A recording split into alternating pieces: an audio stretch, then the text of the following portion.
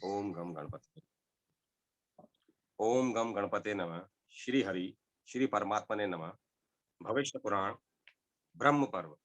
सूर्य देव के रथ एवं उसके साथ भ्रमण करने वाले देवता नाग आदि का वर्णन। राजा शतानिक ने पूछा, मुने, सूर्य नारायण की रथ यात्रा किस विधान से करनी चाहिए? रथ कैसा बनाना चाहिए? इस रथ यात्रा का प्रचलन मृत्यु लोक में किसके द्वारा हुआ? इन सब बातों का आप कृपा कर मुझे बताइए। सुमंतु मुनि बोले, राजन, किसी समय सुमेरु पर्वत पर समासीन भगवान रुद्र ने ब्रह्मा जी से पूछा, ब्राह्मण, इस लोक को प्रकाशित करने वाले भगवान सूर्य किस प्रकार के रथ में बैठकर भ्रमण करते हैं, इसे आप बताइए। ब्रह्मा जी ने कहा, त्रिलोचन, सूर्य नारायण जिस प्रकार के रथ में बैठकर भ्रमण करते हैं उसका मैं वर्णन करता हूँ, आप सानंद सुने। एक चक्र, तीन नाभि, पांच अरे तथा स्वर्णमय अति कांतिमान आठ बंधों से युक्त एवं एक नेमी से सुसज्जित इस प्रकार के 10,000 योजन लंबे चौड़े अतिशय प्रकाशमान स्वर्ण रथ में विराजमान भगवान सूर्य विचरण करते रहते हैं। रथ के उपस्थ से ईशा दंड 3 गुना अधिक है। यही उनके सारथी अरुण बैठे हैं। उनके रथ का जुआ सोने का बना हुआ है। रथ में वायु के समान वेगवान छंद रूपी 7 घोड़े जुते रहते हैं। संवत्सर में जितने अवयव होते हैं वे ही रथ के अंग हैं। तीनों काल चक्र की 3 नाभियां हैं। 5 ऋतुएं अरे हैं। छठी ऋतु नेमी है। दक्षिण और उत्तर ये 2 अयन रथ के दोनों भाग हैं। मुहूर्त रथ के ईशु कला शम्य काष्ठाएं रथ के कोण क्षण अक्षय दंड निमेश रथ के कर्ण ईशा दंड लव रात्रि वर्थ धर्म अर्थ का ध्वज अर्थ और काम धुरी का अग्रभाग गायत्री त्रिष्टुप जगति अनुष्टुप पंक्ति बृहति तथा उष्णिक ये 7 छंद 7 अश्व हैं। धुरी पर चक्र घूमता है। इस प्रकार के रथ में बैठकर भगवान सूर्य निरंतर आकाश में भ्रमण करते रहते हैं। देव ईश्वर गंधर्व अप्सराएं नाग ग्रामीणी और राक्षस सूर्य के रथ के साथ घूमते रहते हैं और दो दो मास के बाद इनमें परिवर्तन हो जाता है। धाता और अर्यमा ये 2 आदित्य पुलस्त्य और तथा पुलह नामक 2 ऋषि, खड़क वासुकी नामक 2 नाग, तुम्बरु और नारद ये 2 गंधर्व, क्रतुस्थला तथा पंचक स्थला ये अप्सराएं, रथकृतसत तथा रथोजा ये 2 यक्ष, हेति तथा प्रहेति नाम के 2 राक्षस ये क्रमशः चैत्र और बैसाख नाम मास में रथ के साथ चला करते हैं।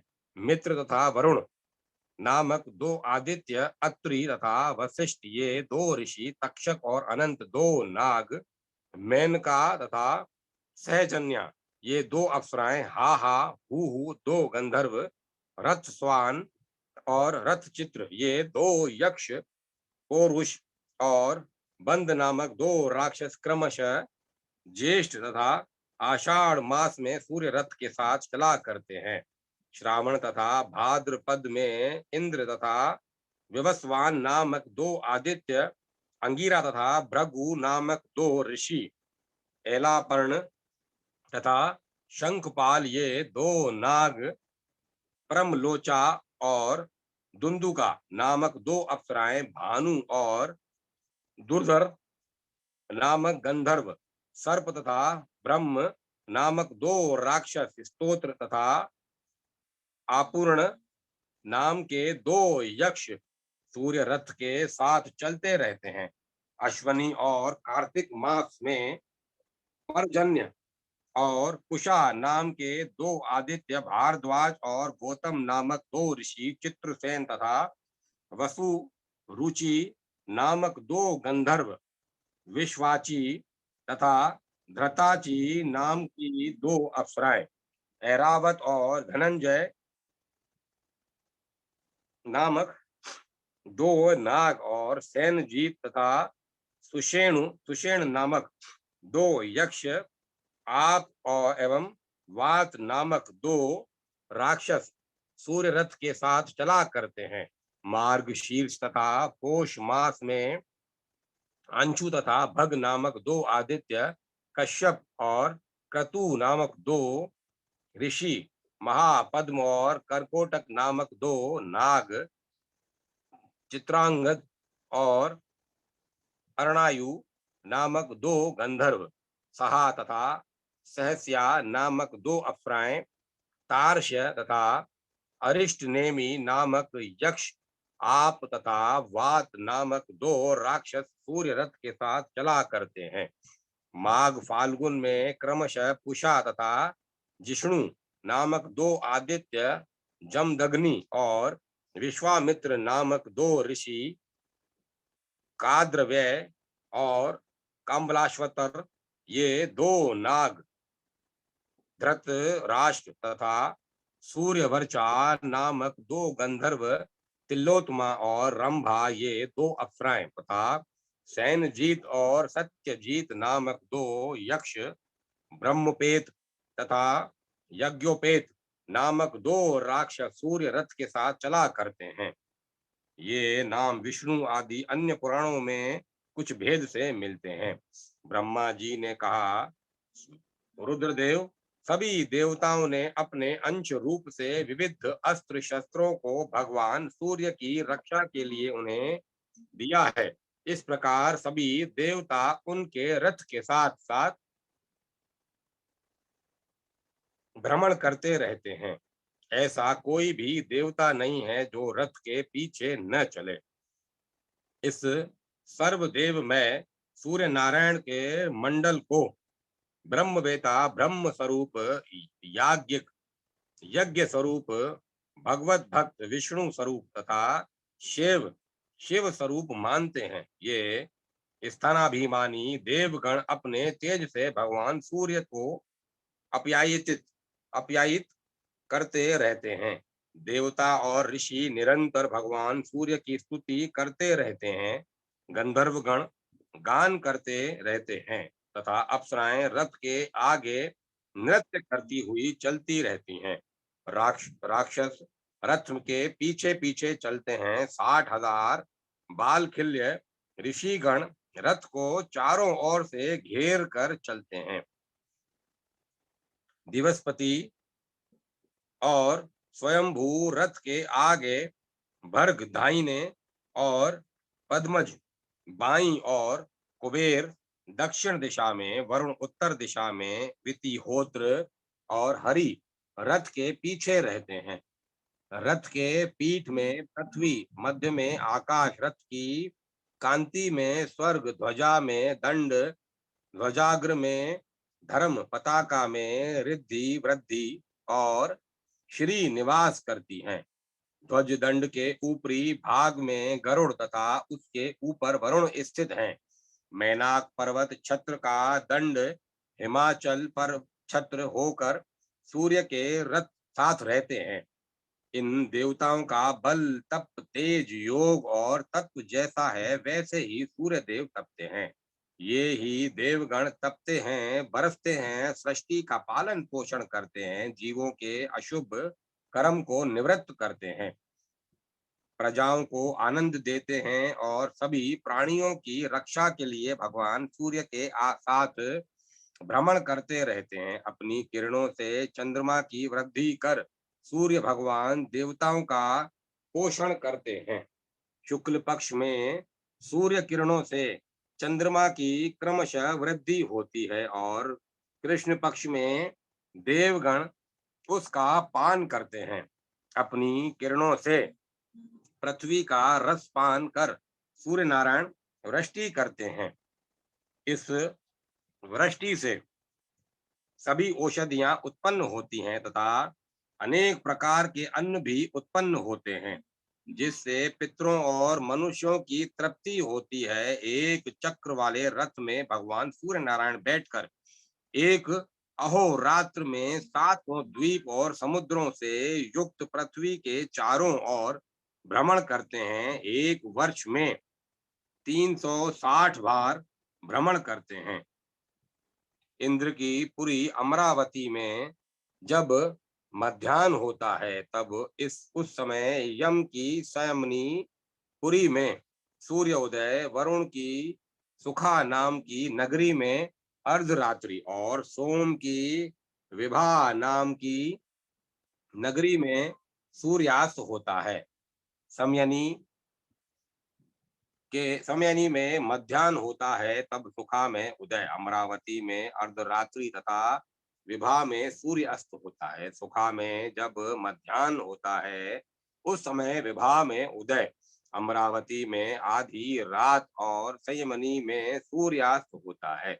विभा नगरी में जब मध्याह्न होता है, तब अमरावती में सूर्योदय, संयमनी में आधी रात और सुखा नाम की वरुण की नगरी में सूर्यास्त होता है।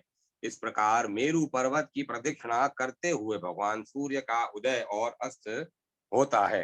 प्रभात से मध्याह्न तक सूर्य किरणों की वृद्धि और मध्याह्न से अस्त तक ह्रास होता है। जहाँ सूर्य उदय होता है, उस पूर्व दिशा जहाँ सूर्योदय होता है वह पूर्व दिशा है, पूर्व दिशा, और जहाँ अस्त होता है वह पश्चिम दिशा है। एक मुहूर्त में भूमि का 30वां भाग सूर्य लांघ जाते हैं। सूर्य भगवान के उदय होते ही प्रतिदिन इंद्र पूजा करते हैं। मध्याह्न में यमराज, अस्त के समय वरुण और अर्धरात्रि में सोम पूजन करते हैं। विष्णु, शिव, रुद्र, ब्रह्मा, अग्नि, वायु, नेत्रति नेत्रति ईशान आदि सभी देवगण रात्रि की समाप्ति पर ब्रह्म वेला में कल्याण के लिए सदा भगवान सूर्य की आराधना करते रहते हैं। भगवान सूर्य की महिमा विभिन्न ऋतुओं में उनके अलग अलग वर्ण तथा उनके फल। भगवान रुद्र ने कहा, ब्राह्मण, आपने भगवान सूर्य नारायण के महात्म्य का वर्णन किया, जिसके सुनने से हमें बहुत आनंद मिला। कृपा कर आप उनके महात्म्य का और वर्णन करें। ब्रह्मा जी बोले, हे रुद्र, इस सचराचर त्रिलोक्य के मूल भगवान सूर्य नारायण ही है। देवता, असुर, मानव आदि सभी इन्हीं से उत्पन्न हैं। इंद्र, चंद्र, रुद्र, ब्रह्मा, विष्णु तथा शिव आदि जितने भी देवता हैं, सब में इन्हीं का तेज व्याप्त है। अग्नि में विधि पूर्वक दी हुई आहुति सूर्य भगवान को ही प्राप्त होती है। भगवान सूर्य से ही वृष्टि होती है। वृष्टि से अन्न आदि उत्पन्न होते हैं और यही अन्न प्राणियों का जीवन है। इन्हीं से जगत की उत्पत्ति होती है और अंत में इन्हीं में सारी सृष्टि विलीन हो जाती है। ध्यान करने वाले इन्हीं का ध्यान करते हैं तथा ये मोक्ष की इच्छा रखने वालों के लिए मोक्ष स्वरूप है। यदि सूर्य भगवान न हो तो क्षण, मुहूर्त, दिन, रात्रि, पक्ष, मास, ऋतु, अयन, वर्ष तथा युग आदि काल विभाग हो ही नहीं, और काल विभाग न होने से जगत का कोई व्यवहार भी नहीं चल सकता। ऋतुओं का विभाग न हो तो फिर फल, फूल, खेती, औषधियां आदि कैसे उत्पन्न हो सकती हैं, और इनकी उत्पत्ति के बिना प्राणियों का जीवन भी कैसे रह सकता है। इसके इससे यह स्पष्ट है कि इस चराचरा चराचरात्मक विश्व के मूलभूत कारण भगवान सूर्य नारायण है। सूर्य भगवान वसंत ऋतु में कपिल वर्ण ग्रीष्म में तप्त स्वर्ण के समान, वर्षा में श्वेत, शरद ऋतु में पांडु वर्ण, हेमंत में ताम्र वर्ण और शिशिर ऋतु में रक्त वर्ण के होते हैं। इन वर्णों का अलग अलग फल है, रुद्र उसे आप सुने। यदि सूर्य भगवान असमय में कृष्ण वर्ण के हों तो संसार में भय होता है। ताम्र वर्ण के हों तो सेनापति का नाश होता है। पित्त वर्ण के हों तो राजकुमारी की मृत्यु, श्वेत वर्ण के हों तो राजपुरोहितों का ध्वंस और चित्र अथवा धूम्र वर्ण के होने से चोर और शस्त्र का भय होता है। परंतु ऐसा वर्ण होने के अनंतर यदि वृष्टि हो जाती है तो अनिष्ट फल नहीं होते। इस विषय में वृद्ध वर्णन ब्रह्म बृहत संहिता की भटोत्पली टीका आदि में है। विशेष जानकारी के लिए उन्हें देखा जा सकता है। भगवान सूर्य का अभिषेक और उनकी रथ यात्रा। रुद्र ने पूछा, ब्राह्मण, भगवान सूर्य की रथ यात्रा कब और किस विधि से की जाती है? रथ यात्रा करने वाले, रथ को खींचने वाले, रथ को वहन करने वाले, रथ के साथ जाने वाले और रथ के आगे नृत्य गान करने वाले एवं रात्रि जागरण करने वाले पुरुषों को क्या फल प्राप्त होता है? इसे आप लोक कल्याण के लिए विस्तार पूर्वक बताइए। ब्रह्मा जी बोले, हे रुद्र, आपने बहुत उत्तम प्रश्न किया है। अब मैं इसका वर्णन करता हूँ, आप इसे एकाग्र मन से सुने। भगवान सूर्य की रथ यात्रा और इंद्रोत्सव, ये दोनों जगत के कल्याण के लिए मैंने प्रवर्तित किए हैं। जिस देश में ये दोनों महोत्सव आयोजित किए जाते हैं, वहाँ दुर्भिक्ष आदि उपद्रव नहीं होते और न चोरी आदि का कोई भय ही रहता है। इसीलिए दुर्भिक्ष, अकाल आदि उपद्रवों की शांति के लिए इन उत्सवों को मनाना चाहिए। मार्गशीर्ष के शुक्ल पक्ष की सप्तमी को घृत के द्वारा भगवान सूर्य को श्रद्धा पूर्वक स्नान कराना चाहिए। ऐसा करने वाला पुरुष सोने के विमान में बैठकर अग्नि लोक को जाता है और वहां दिव्य भोग प्राप्त करता है। जो व्यक्ति शकरा के साथ शाली चावल का भात, मिष्ठान और चित्र वर्ण के भात को भगवान सूर्य को अर्पित करता है, वह ब्रह्म लोक को प्राप्त होता है। जो प्रतिदिन भगवान सूर्य को भक्ति पूर्वक घृत का उपटन लगाता है, वह परम गति को प्राप्त करता है। कोश शुक्ल सप्तमी को तीर्थों के जल अथवा पवित्र जल से, वेद मंत्रों के द्वारा भगवान सूर्य को स्नान कराना चाहिए।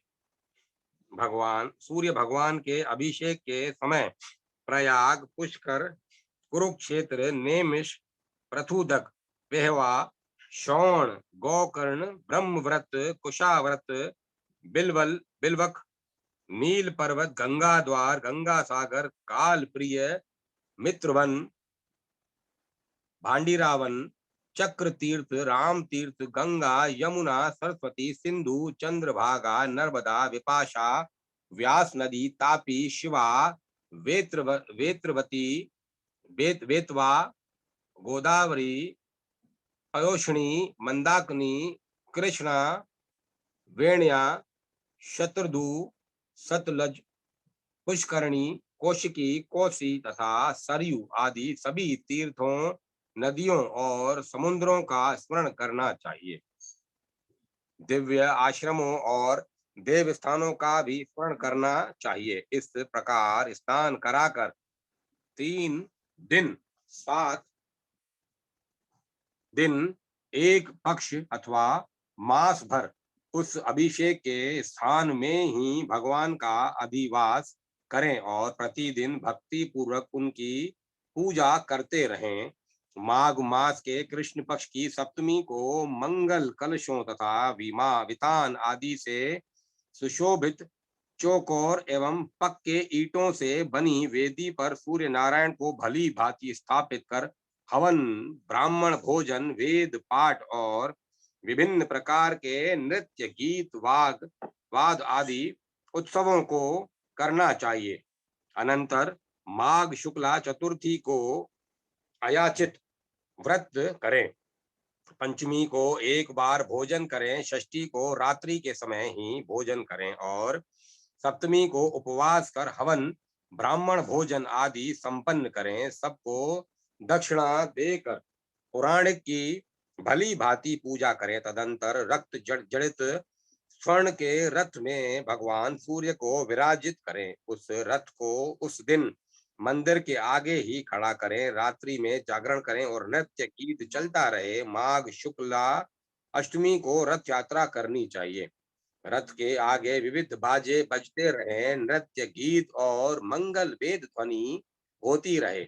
रथ यात्रा प्रथम नगर के उत्तर दिशा से प्रारंभ करनी चाहिए, पुनः क्रमशः पूर्व, दक्षिण और पश्चिम दिशाओं में भ्रमण करना चाहिए। इस प्रकार रथ यात्रा करने से राज्य के सभी उपद्रव शांत हो जाते हैं, राजा को युद्ध में विजय मिलती है तथा उस राज्य में सभी प्रजाएं और पशुगण निरोग एवं सुखी हो जाते हैं। रथ यात्रा करने वाले रथ को वहन करने वाले और रथ के साथ जाने वाले सूर्य लोक में निवास करते हैं। रुद्र ने कहा, हे ब्राह्मण, मंदिर में प्रतिष्ठित प्रतिमा को किस प्रकार उठाना चाहिए और किस प्रकार रथ में विराजमान करना चाहिए, इस विषय में मुझे कुछ संदेह हो रहा है, क्योंकि वह प्रतिमा तो स्थिर अर्थात अचल प्रतिष्ठित है, अतः उसे कैसे चलाया जा सकता है। कृपा कर आप मेरे संशय को दूर करें। ब्रह्मा जी बोले, संवत्सर के अवयवों के रूप में जिस रथ का पूर्व में मैंने वर्णन किया है, वह रथ सभी रथों में पहला रथ है। उसको देखकर ही विश्वकर्मा ने सभी देवताओं के लिए अलग अलग विविध प्रकार के रथ बनाए हैं। उस समय रथ की पूजा के लिए भगवान सूर्य ने अपने पुत्र मनु को वह रथ प्रदान किया। मुने मनु ने राजा इक्ष्वाकु को दिया और तब से यह रथ यात्रा पूजित हो गई और परंपरा से चली आ रही है। इसीलिए सूर्य की रथ यात्रा का उत्सव मनाना चाहिए। भगवान सूर्य तो सदा आकाश में भ्रमण करते रहते हैं, इसीलिए उनकी प्रतिमा को चलाने में कोई भी दोष नहीं है। भगवान सूर्य के भ्रमण करते हुए उनका रथ और मंडल दिखाई नहीं पड़ता, इसीलिए मनुष्यों ने रथ यात्रा के द्वारा ही उनके रथ और मंडल का दर्शन किया है।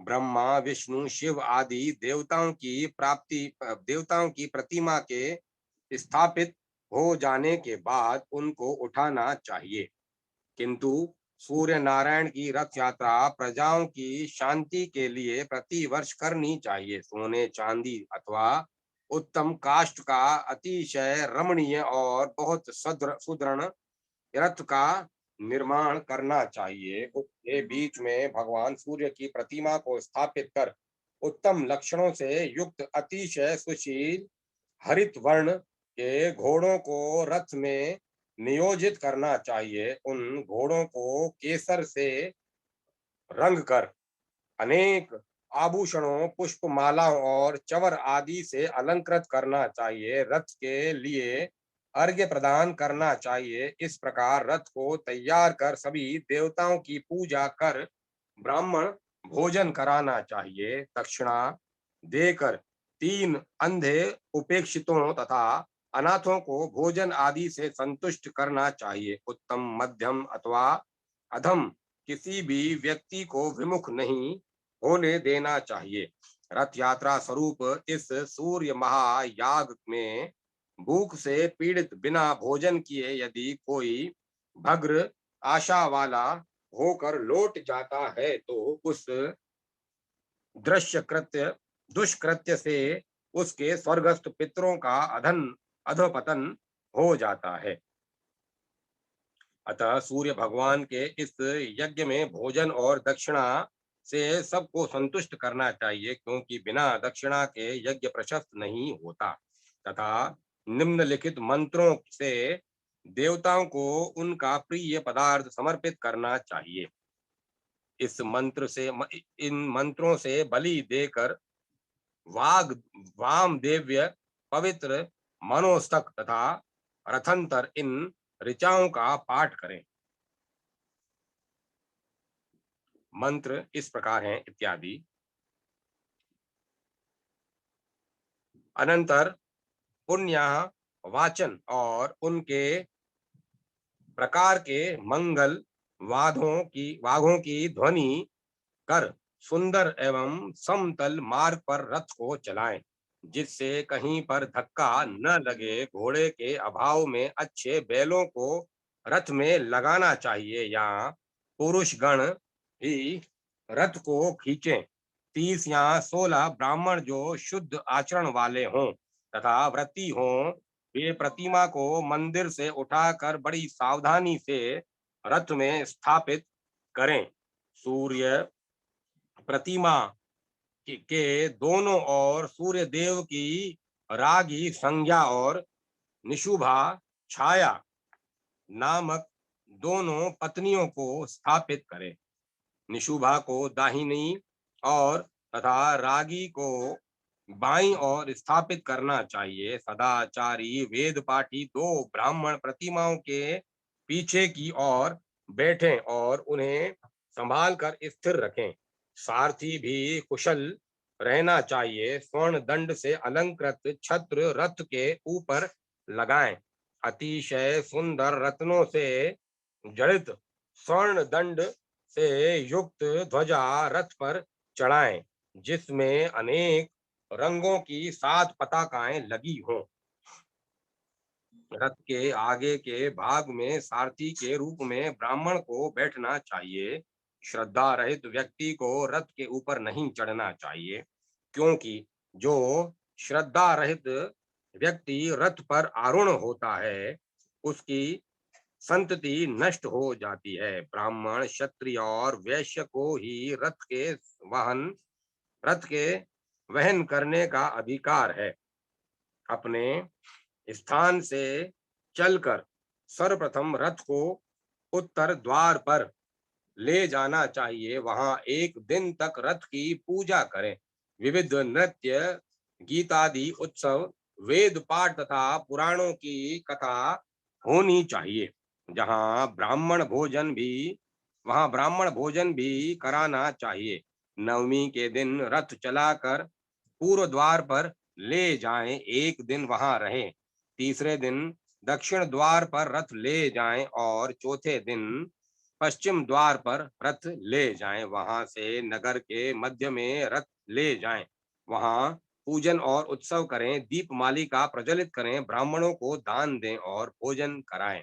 अनंतर वहां से मंदिरों में रथ को लाना चाहिए। वहां नगर के सभी लोग मिलकर पूजन और उत्सव करें। एक दिन रात रथ में ही प्रतिमा रहे। दूसरे दिन भगवान सूर्य की प्रतिमा को रथ से उतार कर बड़ी धूमधाम से मंदिर में स्थापित करें। इस प्रकार सप्तमी से त्रयोदशी तक रथ यात्रा होनी चाहिए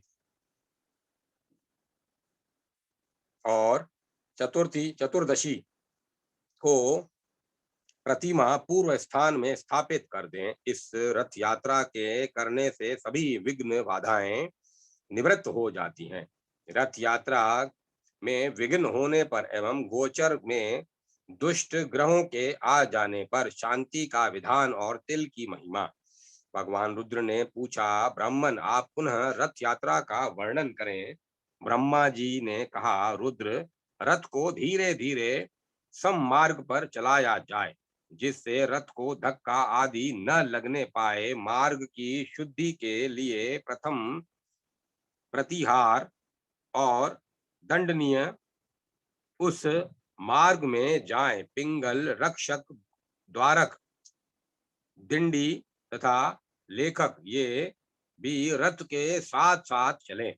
इतनी सतर्कता और कुशलता से रथ को ले जाया जाए कि रथ का कोई अंग भंग न हो। रथ का ईशादंड टूटने पर ब्राह्मणों को, अक्ष टूटने पर क्षत्रियों को,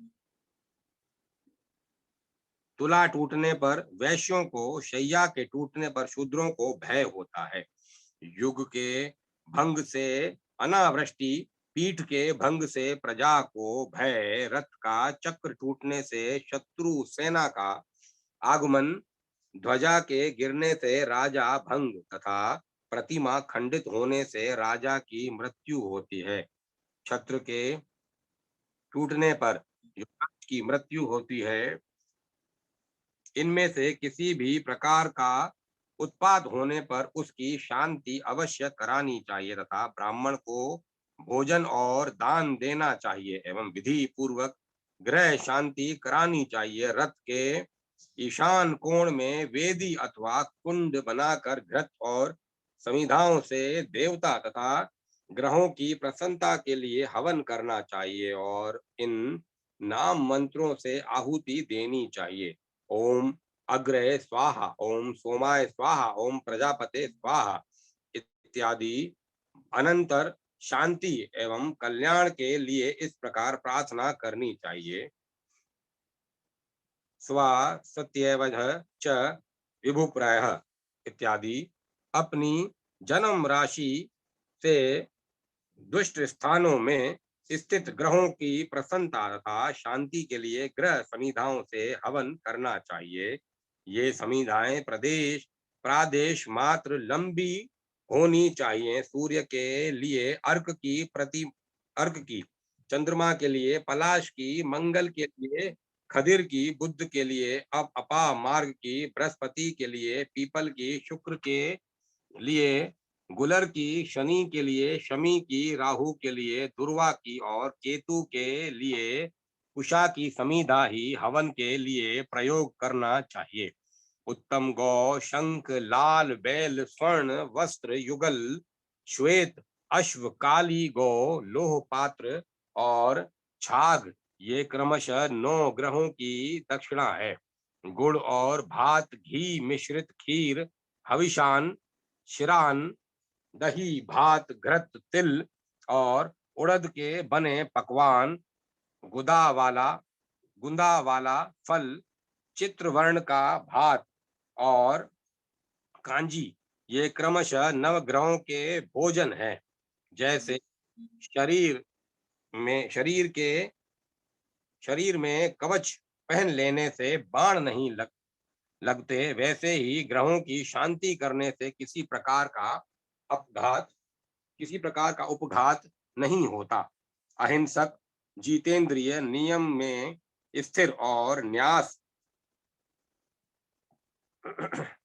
से धनार्जन करने वाले पुरुषों पर ग्रहों का सदा अनुग्रह रहता है। यश, धन, संतान की प्राप्ति के लिए, अनावृष्टि होने पर, आरोग्य प्राप्ति के लिए तथा सभी उपद्रवों की शांति के लिए ग्रहों की सदा पूजा करनी चाहिए। संतान से रहित, दुष्ट संतान वाली मृतवत्सा मात्र कन्या, संतान वाली स्त्री, संतान दोष की निवृत्ति के लिए जिसका राज्य नष्ट हो गया हो, वह राज्य के लिए, रोगी पुरुष रोग की शांति के लिए अवश्य ग्रहों की शांति करे, ऐसा मनीषियों ने कहा है।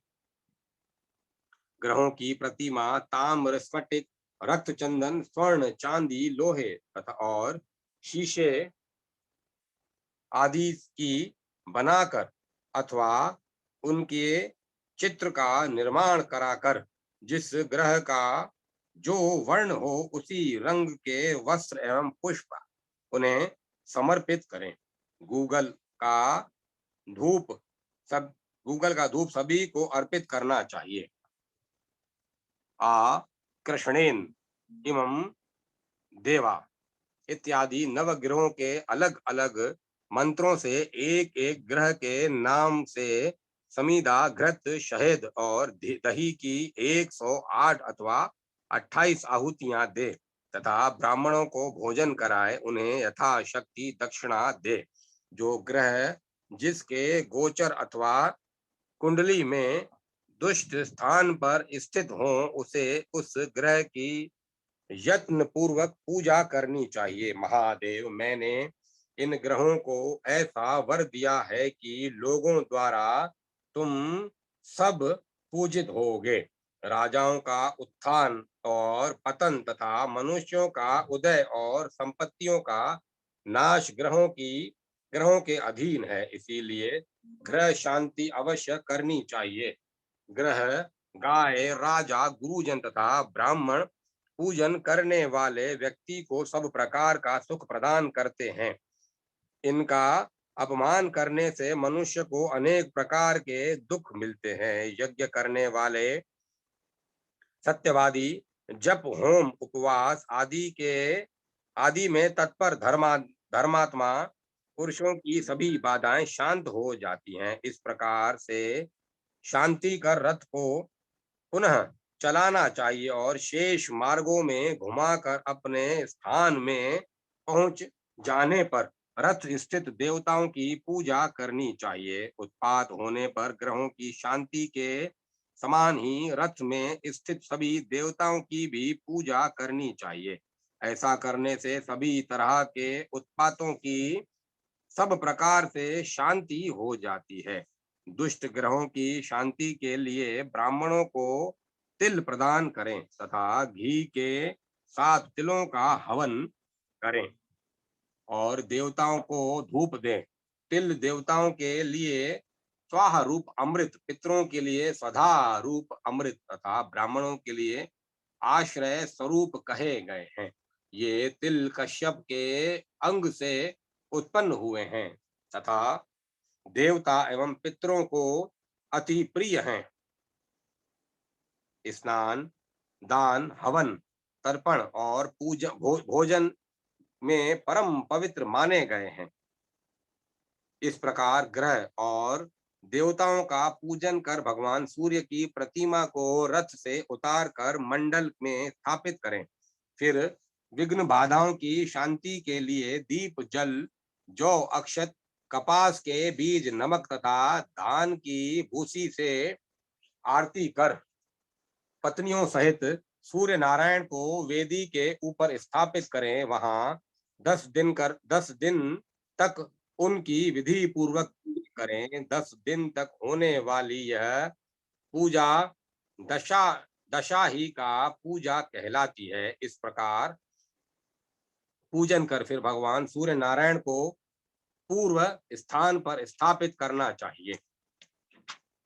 सूर्य नारायण की रथ यात्रा का फल ब्रह्मा जी ने कहा, हे महादेव, इस प्रकार अमित ओजस्वी भगवान भास्कर की रथ यात्रा करने वाला और दूसरे से कराने वाला व्यक्ति परार्ध वर्षों ब्रह्मा जी की आधी आयु तक सूर्य लोक में निवास करता है। उस व्यक्ति के कुल में न कोई दरिद्र होता है, न कोई रोगी। सूर्य भगवान के अभयंग के लिए घी समर्पण करने वाले तथा अनेक प्रकार का तिल कर अनेक प्रकार का तिलक करने वाले व्यक्ति को सूर्य लोक प्राप्त होता है। गंगा आदि तीर्थों से जल लाकर जो सूर्य नारायण को स्नान कराता है, वह वरुण लोक में निवास करता है। लाल रंग का भात और गुड़ का नैवेद्य समर्पित करने वाला व्यक्ति प्रजापति लोक को प्राप्त करता है। भक्ति पूर्वक सूर्य नारायण को स्नान कराकर पूजन करने वाला व्यक्ति सूर्य लोक में निवास करता है। जो व्यक्ति सूर्य देव को रथ पर चढ़ाता है, रथ के मार्ग को पवित्र करता और पुष्प, तोरण, पताका आदि से अलंकृत करता है, वह वायु लोक में निवास करता है।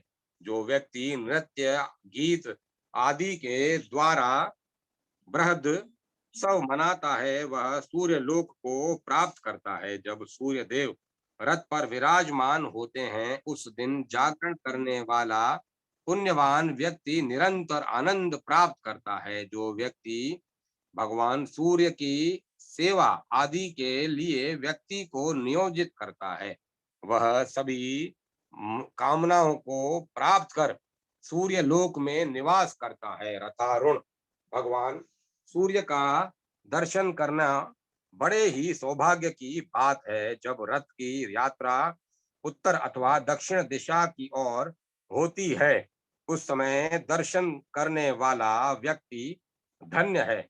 जिस दिन रथ यात्रा हो, उसके साल भर बाद उसी दिन पुनः रथ यात्रा करनी चाहिए। यदि वर्ष के बाद यात्रा न करा सके तो 12वें वर्ष अतिशय उत्साह के साथ उत्सव संपन्न कर यात्रा संपन्न करानी चाहिए। बीच में यात्रा नहीं करनी चाहिए।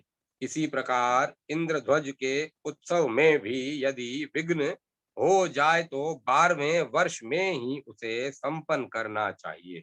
जो व्यक्ति रथ यात्रा की व्यवस्था करता है, वह इंद्रादि लोकपाल के सायुज्य को प्राप्त करता है। यात्रा में विघ्न करने वाले व्यक्ति मंदेह जाति के राक्षस होते हैं। सूर्य नारायण की पूजा किए बिना जो अन्य देवताओं की पूजा करता है, वह पूजा निष्फल है। रथ यात्रा के समय जो सूर्य नारायण का दर्शन करता है, वह निष्पाप हो जाता है। षष्ठी, सप्तमी, पूर्णिमा, अमावस्या और रविवार के दिन दर्शन करने से बहुत पुण्य होता है। आषाढ़, कार्तिक और माघ की प्रति पूर्णिमा को दर्शन करने से अनंत पुण्य होता है। इन 3 मासों में भी रथ यात्रा करनी चाहिए। इनमें भी कार्तिकी, कार्तिक पूर्णिमा जो को विशेष फलदायक होने से महाकार्तिकी कहा गया है। इन समयों में उपवास कर जो भक्ति पूर्वक भगवान सूर्य की पूजा करता है, वह सदगति को प्राप्त होता है। संसार पर अनुग्रह करने के लिए प्रतिमा में स्थित होकर सूर्य देव स्वयं पूजन ग्रहण करते हैं। जो व्यक्ति मुंडन कराकर स्नान, जप, होम, दान आदि करता है, वह दीक्षित होता है। सूर्य भक्त को अवश्य ही मुंडन कराना चाहिए। जो व्यक्ति इस प्रकार दीक्षित होकर सूर्य नारायण की आराधना करता है, वह परम गति को प्राप्त करता है। महादेव जी, इस रथ यात्रा के विधान का मैंने वर्णन किया है। इसे जो पढ़ता है, सुनता है, वह सभी प्रकार के रोगों से मुक्त हो जाता है और विधि पूर्वक रथ यात्रा का संपादन करने वाला व्यक्ति सूर्य लोक को जाता है। अब मैं कथा को ही विराम देता हूँ।